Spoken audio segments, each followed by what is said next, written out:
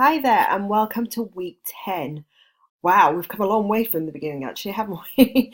There's been lots that we've covered, but week 10, I just want to talk to you about evaluating your marketing campaign.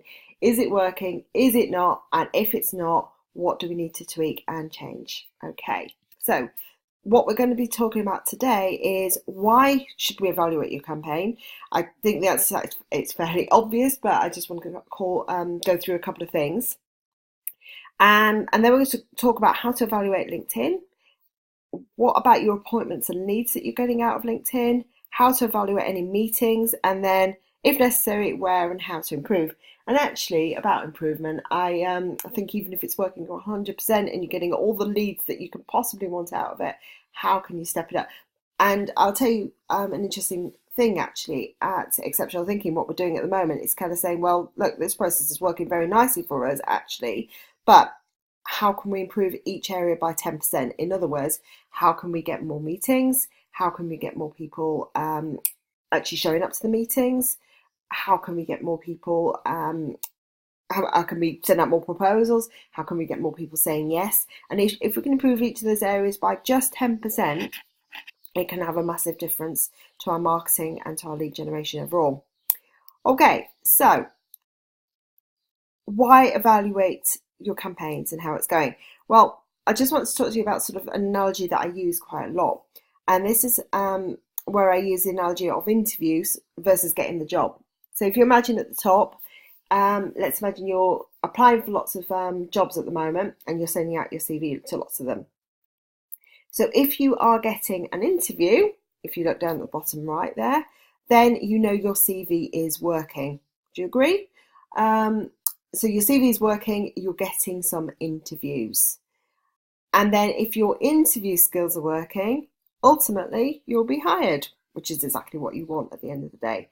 And then you might decide at the future you're going to send out some more CVs and apply for other jobs, etc. But let's say the process isn't working for you. So you're sending out some CVs, but you're not getting interviews. So that tells me there's something amiss with your CVs. We need to do something there. And if you're having lots of interviews but you are not getting the job, then obviously we need to work on your interview skills. So when I first left university, this is exactly the situation that I found myself in. So I was sending out lots and lots of CVs, and I graduated in 1993, which I don't know whether any of you recall that, but it was one of those times where all the polytechnics had turned into university. So actually, the job market was absolutely flooded with new applicants when we all graduated in 1996. Sorry, I entered the job market in 1996, she said. And that meant there was many more graduates than there was job places. So I sent out probably over 100 CVs. And yeah, I was getting some interviews, but not as many as I could have. So my success rate definitely was not 100%. So that made me kind of realise that I needed to work a little bit on my CV. And then I was having interviews, but I wasn't getting the job. So again, it kind of made me realise that I needed to work on my interview skills as well. So obviously, if all that's in place, eventually you will get the job and you'll be hired. And marketing is a bit like this as well, which is why I've used this as a good analogy. So if you are sending out LinkedIn messages, but you're not getting any responses, well, we need to tweak the LinkedIn messages. If you are getting responses and you're having conversations, but let's say every time you phone that person, they're never there, and you can't get through to many people, then we need to tweak that. If you are having conversations and you're getting meetings, sending out proposals but not getting the work, then obviously we need to tweak that area as well. So looking at this in terms of this sort of analogy about interviews versus getting the job can give you a starter as to where the marketing is going wrong and what you need to do to improve. So if you are looking at improving any marketing campaign, again, like interviews versus getting the job, we can look at three things. So first one is the data. So are we actually targeting the right sort of people on LinkedIn? Because if we're not, quite frankly, we're not going to get anywhere. And I'll give you a good example of that. We've got clients at the moment who, when we first started working with them, they said to us they wanted to target manufacturing companies, all based around Bristol. Well, when we sort of had a look, we exhausted that list really, really quickly because there weren't that many manufacturing companies based around Bristol. They're all kind of based up in around London or in Birmingham. So we realised fairly quickly that the data needed to be tweaked and changed to get this campaign working. So that's what we did. The second thing you need to look at is the message. So you may be targeting the right people, but is the message correct? Is it something they're responding to? And if it's not, we need to obviously change that. And the third thing is in terms of person. Now, exceptional thinking, we've got 12, 13, 14 people, whatever we've got at the moment. And if the marketing's not working with one person, I can easily swap it. Now, the problem is with you, there's probably only you or you and someone else working on this. But I would definitely have a look at your mindset in terms of marketing, because mindset is one of those things that's very, very easy to switch over so that it stops working for you. So let's say, for instance, if you sent out some LinkedIn messages and you got some no's back. Let's imagine you were getting quite a few of those no's back. How's that going to affect your mindset? Where you start then thinking, oh, it's not working. This campaign isn't doing what I want it to do. I was speaking to one of our telemarketers the other day, and she had a bad run one morning of because she was speaking to people for an insurance campaign, and every single person she talked to was grumpy, didn't want to know, didn't want to speak to her further. She was getting annoyed with them, and I said to her, move on to something else, because if you have that sort of mindset, it's going to affect every single other call that you did. Unfortunately, she stayed with that campaign and it did affect every single call. So mindset can be definitely something that you need to keep focused and keep well, otherwise it can affect things. If you are struggling with mindset or any of these issues, then please come book a call with me and I will help you through it, because we can do something very quickly to turn around even the most darkest of campaigns that just isn't working at all. We can turn it around fairly quickly. Okay, so let's look at individual things now in terms of evaluating those. So with LinkedIn, I'd expect you to be getting at least a 30 to 40% connection rate. In other words, you've sent out a connection request to somebody, I'd expect at least 30 to 40% of those people connecting back.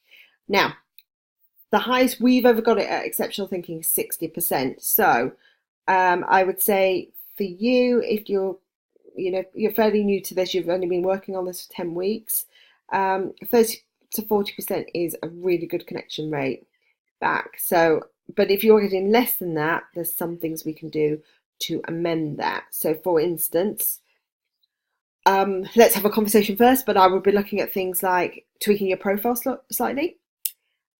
Which we'll be covering later in this course. We'll be looking at things like profiles. I would be looking at tweaking your job title. Sometimes people with things like business development managers or directors don't get as high a percentage connection rate as someone like a managing director. I would be looking at, is the message that you're sending out correct? I would also at this stage be looking at the data. So are you targeting the right people? Next thing to have a look at in terms of, is this campaign working for you? Are you getting people replying to your messages? So I'd expect at least something.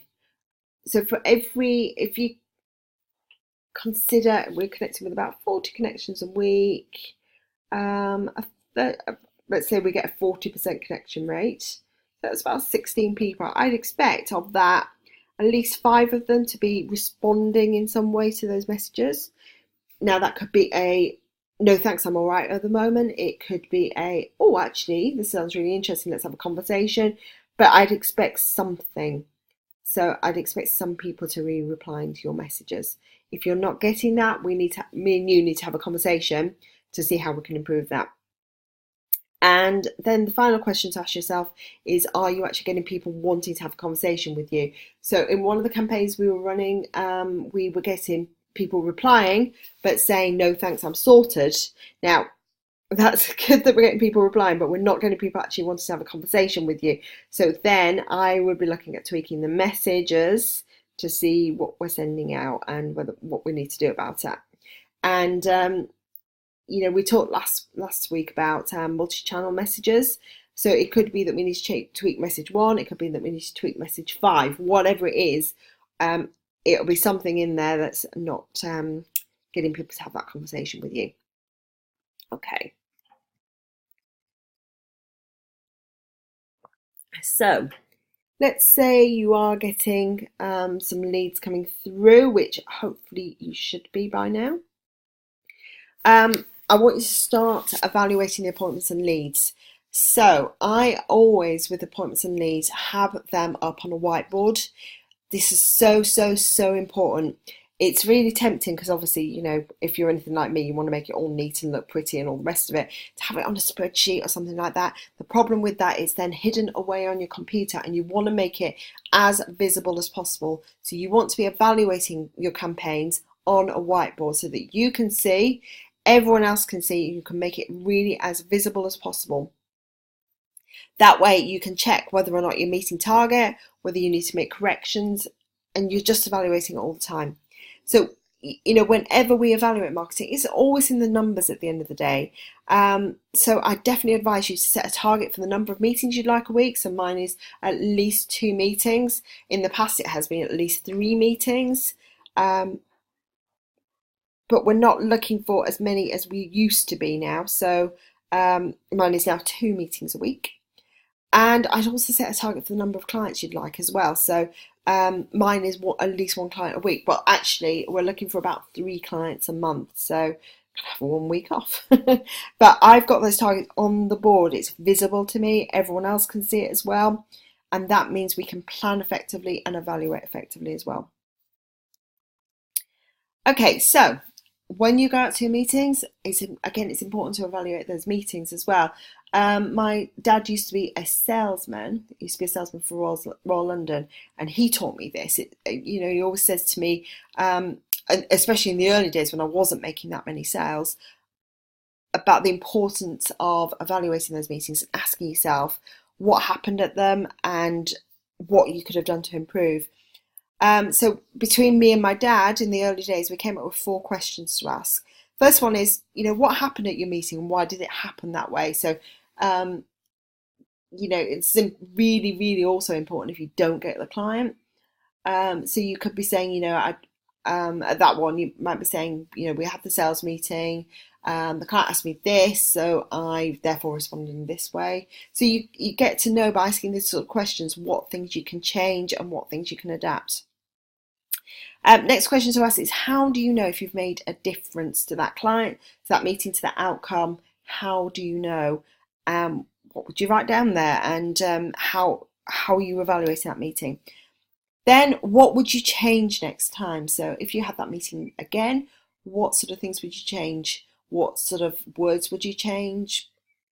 What sort of, let's say you've got some sales literature with you or sales diagrams. What would you give out? What would you not? What would you change next time? And then how could you help that prospect to move forward now? So even if you've totally blown it at the meeting, you could help them move forward by looking at good follow-up, which we'll talk about next week. Okay, so these are all on the handouts, by the way. You don't have to worry too much about making some notes. But these are always good questions to ask, especially if you are trying to evaluate. And then how to improve. So in all of these areas, keep evaluating, keep getting the numbers onto your whiteboard, keep getting them visible, keep looking at different ways that you can improve. And then, as I said to you before, even when it's perfect, how can you get it to work better? So as I said to you at the beginning, at the moment we are looking about how we can improve things just by 10% each week. Remember, evaluate based on data, message, person. Change one thing at a time. So therefore, if you're thinking the data's wrong and the message is wrong, change the data first, keep the same messages so you can really evaluate whether or not it is the data. And then change the data back to what you had it originally and change the message so you can test and measure. And marketing really is about small upgrades. Smallest things make the biggest difference, and you can literally just tweak one thing and make a massive, massive difference. Okay, so that's it for this week. This has been all about evaluating. It's really, really important to keep evaluating and making sure that you keep this moving forward. And if it really is not working for you, or you're worried about a particular area, or you're thinking, I need some help improving this, let's have a conversation. Just set up some time with me, and we're more than happy to do that. Okay, so good luck evaluating. Obviously, hopefully it's working perfectly for you right now, and you won't need to evaluate too much at all. You can just work on how you can slowly upgrade it. But remember, this process is designed to have some leverage. So therefore, if you wanted to get more appointments, then just increase the number of connections you're making every week. If you're looking to get more people signing on the dot, if you start there, do you see how I'm having more connections coming in each week will lead therefore to more appointments and therefore more proposals. So we can evaluate all the time. Okay, so I hope you found the session useful, and I look forward to seeing you again next week. Bye.